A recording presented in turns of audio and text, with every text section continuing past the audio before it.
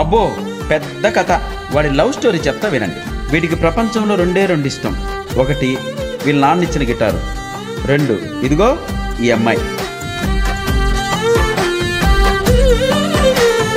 వయసుకే నీ పరవశమెదురై మధురమై నా లోకమే మురిసే చెలియను ఈ పదమునే ఈ భామతో చేసేనే నీ కాలి బువ్వ సవ్వడిలోనే ఇరుకుపోయా ఏ మాయని గుండె ఎదిరే నీ బుగ్గ గీతే నరదై మారి నా లోకంలో నా రంగుల్నే నేనే పరిచే ఈ పాఠశాల